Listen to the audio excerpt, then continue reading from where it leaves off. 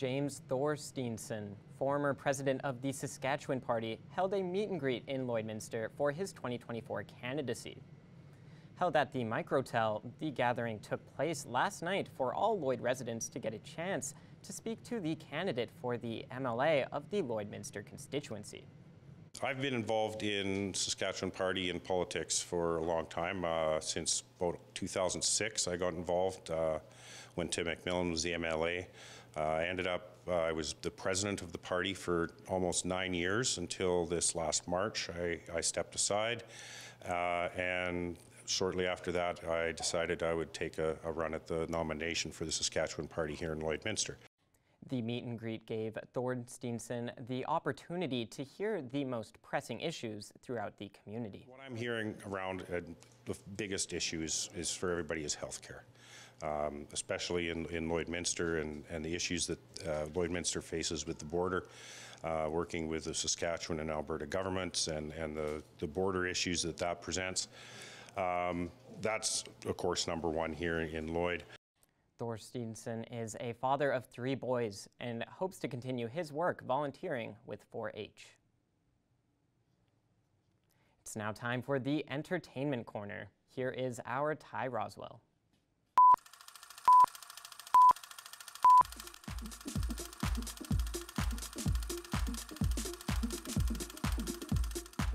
I'm Ty Roswell, and I'm here once again at May Cinema 6. And this Halloween, I'm going to be spending my time watching the Five Nights at Freddy's movie. But before we get into that, there are a few other movies that need a little bit of love this weekend. Now, before we get into the big Halloween premiere, we're going to have to talk about the Taylor Swift Eras Tour. Now, I know we've already talked about it the last 2 weeks, but it's too big of a thing not to. This film brings the action and joy of the Eras Tour, in which Taylor Swift takes a victory lap of her catalog spanning 17 years of music. So if you're a fan of Taylor Swift and you haven't checked out the Eras Tour yet, what are you doing? Get down here to May Cinema 6 ASAP. Now, looking back to last weekend's premiere, Killers of the Flower Moon still here in theaters. Rated R, Martin Scorsese returns to the big screen with another epic film led by Leonardo DiCaprio and Robert De Niro. In the 1920s, the Osage tribe finds oil on their land. This discovery leads to murder and ultimately a deadly fight for power and wealth. So if you're looking for something a little different than what we've covered here so far on the Entertainment Corner, well, Killers of the Flower Moon has you covered.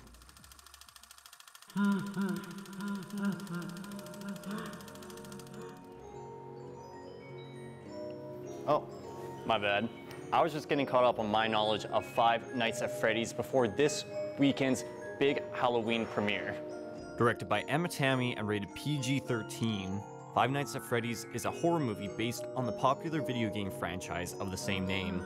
The film stars Josh Hutcherson as a security guard who reluctantly accepts a nighttime job at Freddy Fazbear's Pizza, a once successful but now abandoned family entertainment center. Once working, he discovers the 4 animatronic mascots in the abandoned business move and kill anyone that is still there after midnight. So if you're looking for something that's scary for this Halloween, but not too scary, well, Five Nights at Freddy's has you covered.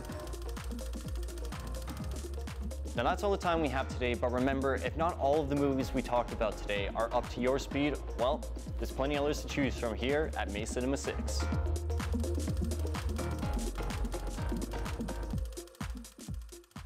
Now, the weather we got in Lloydminster today is not preferable. It's flurries, mostly. Yeah, well, we've just been seeing those light flurries, as you just mentioned, and they've just been kind of running a little bit here, and there's a little bit seeing there, but hopefully those will clear up with the warmer days that we are going to expect towards the end of this weekend and as we finish out into next week. But for now, though, as you mentioned, the weather's just going to be, it's not exactly preferable today.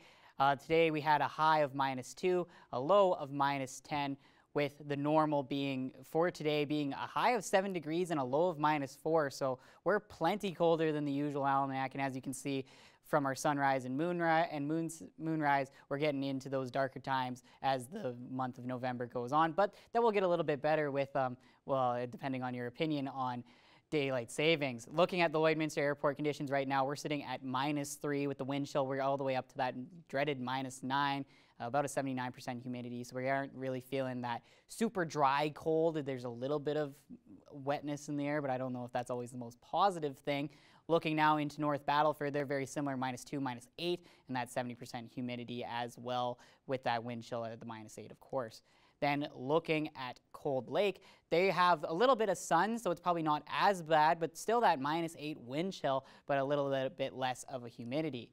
Now taking a look at the current temperatures here in the region, we'll go to Marwayne first. They're sitting at -3 as we are here in Lloydminster, as is Vermilion and Wainwright and Provost. -3 is the number right now. St. Paul also sitting at that -3 point. Vegreville, and even to our friends out in the east there, -3 in Edmonton. Lac La Biche is our cold place right now at -4 in Alberta. Looking now at the Saskatchewan side, we're going to be seeing Isle of Cross at that -3, and Pierceland and Green Lake and Meadow Lake all in that nice -1 right around the lakes there. St. Walburg sitting at -2, and then a little bit down south, Maidstone and Macklin at -3, and North Battleford, as mentioned, at -2. So we'll now take a look at tonight's forecast for Lloydminster. It's not going to get a lot better. We're sitting at -10 today, cold with some very considerable cloudiness, a 25% chance for some precipitation. That will probably be some flurries if it does happen, but a pretty low chance, so we can at least look forward to not having to grab the shovels out quite yet, hopefully. Looking at North Battleford, they're sitting at -12 right now for the low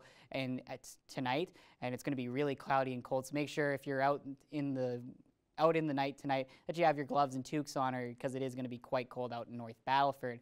Looking at Cold Lake, they're going to be a little bit warmer than us, but unfortunately they've got that pretty high chance there of a 55% chance of a bit of late snow tonight.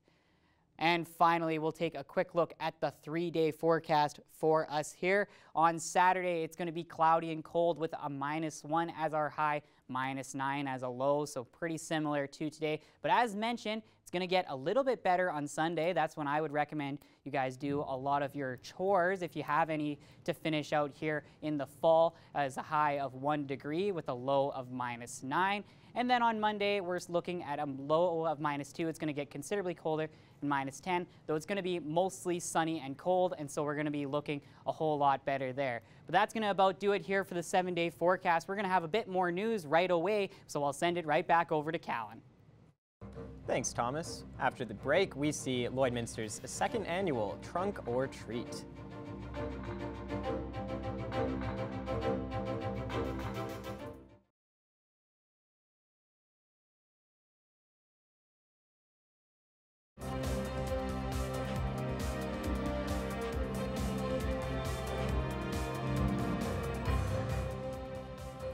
The Lloydminster and District Co-op, alongside the Lloyd X, hosted the second annual Trunk or Treat yesterday for families to have a safe and fun place to do some trick-or-treating.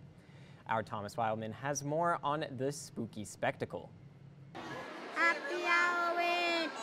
Last year, Trunk or Treat was a rousing success, exceeding all expectations with over 3,000 attendees. And this year, once again, all the ninjas, Frankensteins, and chickens were out to get some candy. This is a great program. We're excited to be, going the second year with this partnership with Lloyd X. We did about 3,000, give or take, last year. We're tracking easily on that already. We opened a little bit earlier this year than last year, so parents and kids didn't have to wait as long out front as they stacked to come in.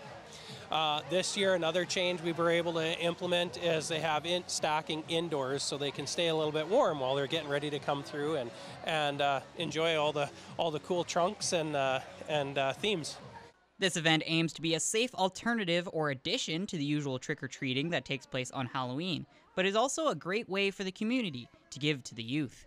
I think it's huge. If we can create this safe environment, inclusive environment for all kinds of kids to come in, feel safe, partake, and the businesses can jump in and be part of this and have some impact, I think it's huge. I think it's just a great event, and it goes a long ways. Although the halls were quite full, there's still more room for trunks and businesses to attend next year.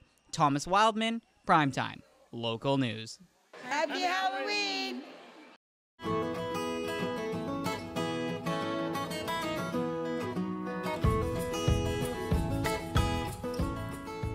I'm back at Border Paws Animal Shelter for another edition of Pet Project, and today we have a gorgeous girl named Rhodey. Tell me about her personality and how she came to be. So Rhodey came into us as a owner surrender from around Lloydminster. She's been here since the end of July, so she's been hanging out with us for a while. As you can see, she's a foodie, so she loves treats, and she's willing to work hard to earn them. So she's very trainable. I haven't gotten to work with her a whole lot, but she's already doing really well with targeting like a raised bed like this and learning to give eye contact on command and starting to work on her leash manners because she is a puller on leash, so she does need to work on that some more. But yeah, as you can see, she's calmed down quite a bit. I wouldn't have been able to do this a couple weeks ago with her. Eyes, free, come this way. Good girl. So yeah, she's starting to understand like simple commands and stuff like that and be wanting to work for her treats and earn them. She seems to not really care about cats at all, so I think she would be okay in a home with cats and with other calm dogs or dogs that we can introduce her to slowly. She seems pretty good with kids as well. She is a bit food possessive with other dogs, so we're hoping she can go to an owner that's a little bit more experienced that will continue working on that with her. But really sweet dog, very well mannered. Really great personality. She'd be up for road trips, up for going for walks, hikes. Can you come place? Good girl.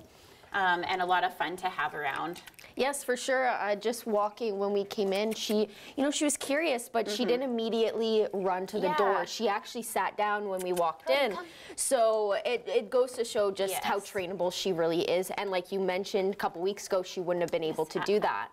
So it does really show how easy she is to train, which is awesome. And it's great that she is good around other animals or other dogs and kids especially. I think she'd be a very calm presence in any household, which is awesome. Or make the perfect companion for an already existing dog that they may have.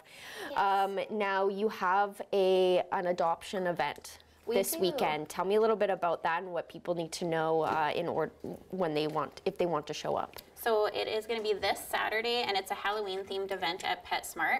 So we're going to be having Halloween photos there, so you can bring your pets into the store in costume, maybe get some Halloween photos done as a fundraiser for Border Paws. We're also going to have some volunteers with adoptable kittens and cats on site. And we do have our cat sale still going on this month. So for orange and black kittens, it's 50% off our adoption fees, and then for all other cats, it's 25% off. So good opportunity to adopt a cat if you've been thinking about it for a while. And that sale, when does that end? At the end of the month. Yeah. Which is perfect and a great idea for Halloween especially. And it'll also help reduce the numbers of cats that you have. Right now. Now, same question as every week. You want to mention a few of your wish list items and any other donations that you might need. So right now we're really excited about getting our training room set up. So we've got some raised beds like this in there. We've got some toys, treats, so that we can start working regularly with the shelter dogs and make them more adoptable. So we are actually asking the public to consider donating if you have any used dog puzzles, the plastic ones that you can put treats and food in for the dogs to have to figure out to get it out. For some enrichment, we'd like to have some of those in our training room. Also carabiner clips, we use those to use our chain link pens to make sure they lock and the dogs can't flip it up and get out. So we're needing some more carabiner clips, and some martingale collars would be nice as well as a training tool. So yeah, we would love to get our training area set up a little better for the dogs and get them listening good like Rhodey. Yes, and it seems to be working. You know, the one we had last week was also really good and very easily trainable. It just takes time. Exactly. And so I think it's great that you guys have started to implement that into your shelter animals, and because it would just be easier for them to be placed. Yes, exactly. And then it's a little easier of an integration for the adopters as well when they've got a dog that's already well started like this. So yeah. So it's perfect, and I know for a fact that Rhodey will make a perfect addition to any household. So thanks again for joining me this week. Yeah, thanks for coming in.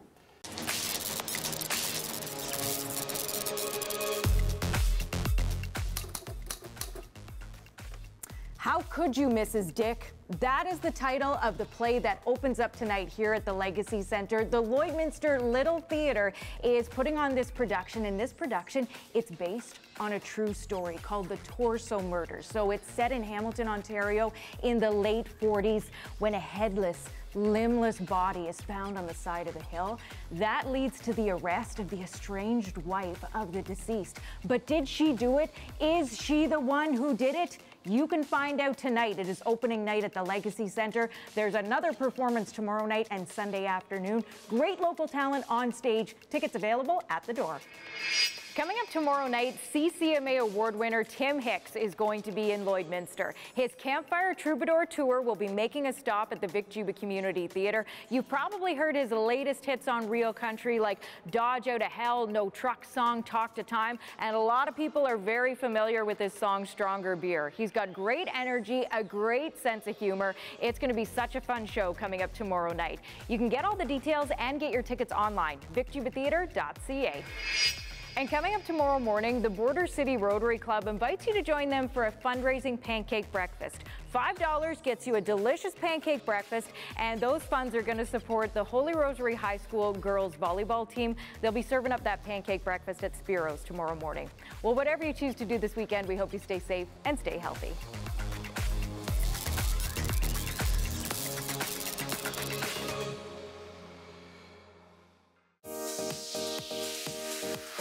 What's Happening is brought to you by Northern Factory Workwear, Circle Drive East, Saskatoon, and Highway 17 South, Lloydminster.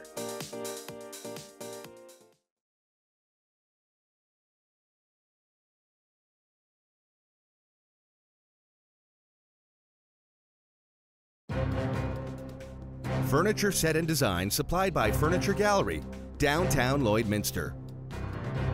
Lauren Rhoda-Keberly is back with us this week. We often talk to Lauren about parenting, finding advice on how to deal with kids and a number of issues surrounding the family dynamic. So Lauren, we really appreciate you chatting with us. Thanks for joining us again today. My pleasure. Thanks for having me back.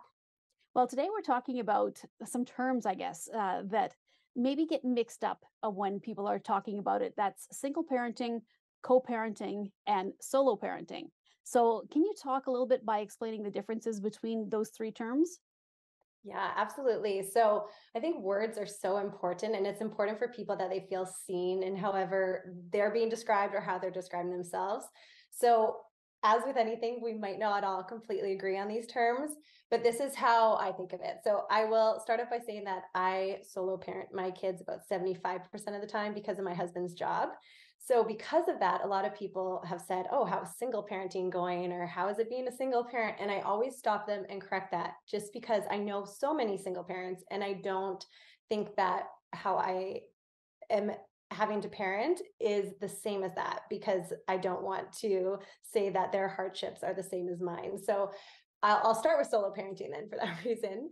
So as a solo parent, I have a spouse who financially and emotionally we are working together, and I just have to parent majority of the time because he is gone traveling for work and that kind of thing. So that's what I deem solo parenting as. I am solo with my kids a lot of the time. While single parenting, they do not have a spouse, or not the spouse that they have with their children that is helping them financially and emotionally, and they really are solo with their kids, but also, single. They're not getting that help and support. And then co-parenting, which I think people would often say single parenting and co-parenting and kind of put that together, but co-parenting is like there is another parent in the picture. Sometimes they have the kids, and hopefully they're helping from a financial standpoint too. So that's kind of how I generalize those three terms. Now, you as a solo parent, as you said, there's sounds like a lot of the time it's you and the kids. So how do you manage this? Because obviously a lot of people that have children, no matter what age, they have activities or commitments or appointments. So how do you find is the best way to manage being a solo parent?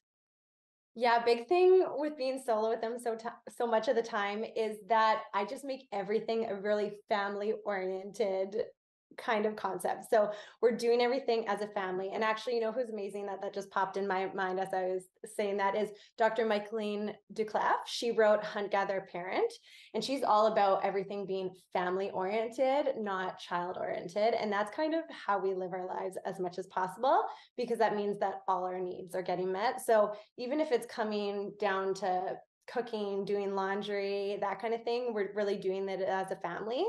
And it just makes it easier time wise and energy wise, and all of that is being a team.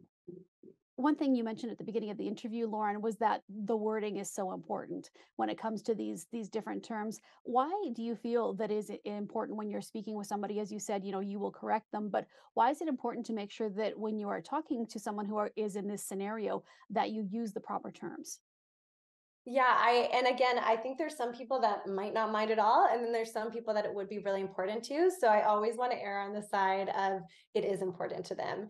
And so maybe even sometimes asking, oh, how would you like me to call that? Or, you know, or just being open to correcting people if you find that it's important to you as well. So I think it's just important so that, yeah, again, they can feel seen and know that how they have to live their lives and the hard work that they're doing as a parent. Not that it's all not hard in every scenario, but that really like the sacrifices and all the work that they're putting in is seen and understood. So, when it comes to resources for tips on any or all of these scenarios, it's really easy to get lost when you just put in a blank Google search and find all these different terms and websites. And so, is there a starting point, Lauren, where you would recommend for people to get information on any or all of these subjects? Yeah, so, you know, actually, I think we had talked about this too, because I had sent out an Instagram ask for everyone about which resources they like for all these different things. And after I was thinking, I need to write a solo parenting book. So maybe that's one of my future things. But I do blog a lot about solo parenting. So people can check out my website, laurenrodickeberly.com. And I try and help as much with scheduling and different ways to do things family oriented to hopefully help with that. But I haven't really come across a lot of solo parenting books. But I know a lot of people said that Work Parent was a great book, and also Mindful Co-Parenting, Single Parenting That Works, and Parenting Apart. So those are 4 different books that kind of emphasize the different relationships that you might have and how to make things easier. And Work Parent kind of encompasses all of them because it's talking about how parenting from working hours can work for everyone in the family. All right, Lauren. Well, insightful as always. Thank you so much for joining us today. My pleasure. Thank you.